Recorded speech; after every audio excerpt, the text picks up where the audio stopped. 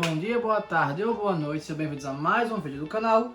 Eu sou o Cleiton Mo e eu vou dar continuidade à explicação das regionais. Dessa vez eu vou trazer o Grimer e o Muk, o Diglett e o Dugtrio e o Wooper para a aldeia. Então vamos lá.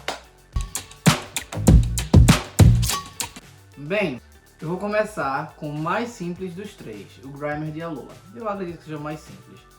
Basicamente é o seguinte, o Grimer normal ele consome mais esgoto, né? O Grimer e o Muk normal eles se alimentam mais de esgoto. Enquanto o Grimer e o Muk de Alola, eles consomem mais lixo. Mas o que foi que rolou para acontecer essa mudança do Grimer normal para o Grimer de Alola? Bem, quando eles foram levados lá para Alola, aconteceu de que provavelmente o Grimer normal ele não conseguia se alimentar muito bem do que tinha. Talvez o esgoto fosse insuficiente para ele, já que normalmente ele habita grandes cidades e tal por causa da produção do esgoto. Talvez o esgoto produzido ali em Alola fosse insuficiente para alimentá-lo, o que fez com que ele fosse forçado a se alimentar de outros tipos de detritos, né? Nesse caso, o lixo físico, né? O sólido. O lixo sólido, físico não, sólido. O lixo sólido, né? E a composição desse lixo era diferente. Eu gosto de pensar que tinha até alguns metais diferentes do que o normal tinha, né? Do que o lixo normal ou do que o esgoto tinha, coisa desse tipo. Só que o que acontece? Por mais que ele tenha mudado a dieta, alguma coisa nele ia ter mudado. Ou seja, se ele sofre uma adaptação, a qual essa adaptação tira melhor proveito desse lixo sólido ao invés do esgoto, significa que aquele bicho vai sobressair. Nesse caso, ocorreu essa mutação justamente no Grimer Shiny. Por isso que o Grimer de Alola normal, ele tem a cor do Shiny do Grimer comum, né? E vice-versa. Então, provavelmente, no processo de Shinicidade, vamos dizer, no gene que transforma ele em Shiny, né, ao nascer, é um gene que talvez tivesse uma correlação ao tipo de alimentação. Só que não antes ele tenha se submetido a um processo seletivo desses, ao qual o esgoto era insuficiente, ele precisou se alimentar de outra forma. Então talvez esse gene já estivesse lá com ele, e ele simplesmente só não tinha se ligado, só não tinha sido significativo para fazer uma seleção. O que em Alola aconteceu porque tinha menos esgoto. E aí o Grimer Shine, ele sofreu uma mutação acima, né? Ou seja, ele saiu do tipo venenoso dele para venenoso noturno e passou a se alimentar de outro tipo de lixo, que gradualmente foi alterando a composição dele dentro, né? Já que ele é basicamente um esgoto vivo, né? Um esgoto ambulante, foi alterando um pouco a composição dele para que aos poucos ele fosse adaptando e quando ele evoluísse para um Muk, ele virasse outro tipo de Muk também. Acredito muito que algumas reações aconteceram dentro dele devido a esse lixo, até pela habilidade que foi desenvolvida, né? Power of Alchemy, se eu não me engano o nome, que é justamente o poder da alquimia.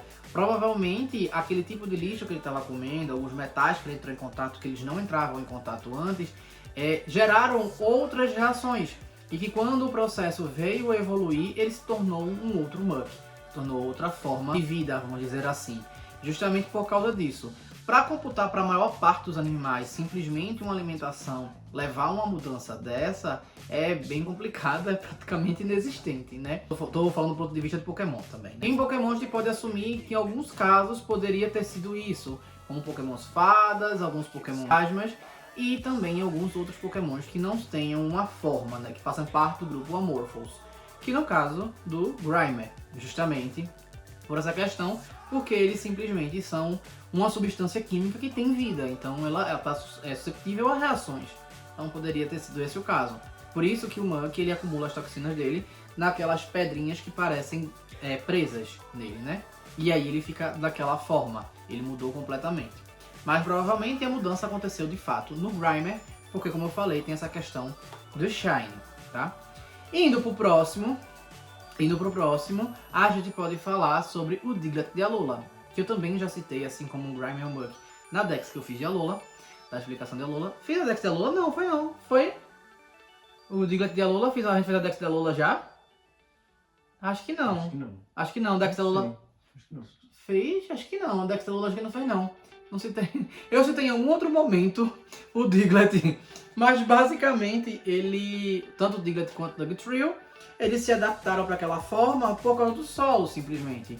o solo vulcânico, e inclusive existe uma ilha no Havaí que tem o solo vulcânico muito cheio de metais. E aí por causa disso, o Diglett ele passou a absorver esses metais. Em algumas classificações consideram ele como uma toupeira, mas pra mim é uma minhoca. É basicamente uma minhoca. E a questão do cabelo é basicamente um tipo de evento que acontece em algumas praias vulcânicas, que é cabelo de pele. Tem um nomezinho havaiano. Hauopele, eu acho o nome. É uma coisa mais ou menos assim que acontece. Então por isso que o Diglett tem aquele negocinho assim, aquele pelinho pequenininho. E no caso do Dugtrio eles só quiseram aumentar o cabelo e colocar alguns cortes que remetem a surfista, vamos dizer assim, né? Ou a coisa havaiana dos cartoons e tal, mais antigos. Então provavelmente é por causa disso, enquanto que o tipo metal é por essa questão que eu tô falando, né? De que existe uma praia que tem muitos minérios, muitos metais na areia. Antes de ir pro último, eu espero que estejam gostando, então curtam, comentem, compartilhem, se inscrevam no canal, tá bem? Depois de terminar esse vídeo, vão assistir que eu já fiz alguns vídeos sobre regionais. Então agora vamos para um de Paldea. Bem, de Paldea tem o Whooper. Esse eu já citei em algum vídeo, mas assim, eu citei o Whooper e o Quagsire, né? O Whooper de Paldea e Clodsire, não. O Whooper de Paldea foi o seguinte, ele foi levado lá para Paldea, o Whooper, muito provavelmente, e quando ele chegou lá, ele foi procurar algum lugar para habitar que era úmido para ele, né? Como ele vive em rios, lagos, lagoas e tal. E ele encontrou um pântano lá. Só que o problema, a toxina do lugar era muito forte para ele. E ele não conseguia, vamos dizer assim, ele não se dava muito bem com aquela situação. Ou até conseguia se dar bem. Até que em um breve momento, um Whooper nasceu diferente. Esse Whooper ele não mais era de água, ele habitaria mais as partes de terra. Naquela parte da terra mais úmida. Esse da terra mais úmida, ele veio venenoso, porque muitas vezes a gente associa o pântano a coisas venenosas, por causa da decomposição, de matéria orgânica geral, que acumula lá, alguns gases que acabam sendo tóxicos e por aí vai. Então muito provavelmente aquele Whooper ele já veio adaptado, ele abandonou o tipo dele água para ser tipo venenoso. Claro que isso não foi noite pro dia. Foi uma coisa que um Whooper ele passou a ter tolerância a mais, tolerância a mais, tolerância a mais.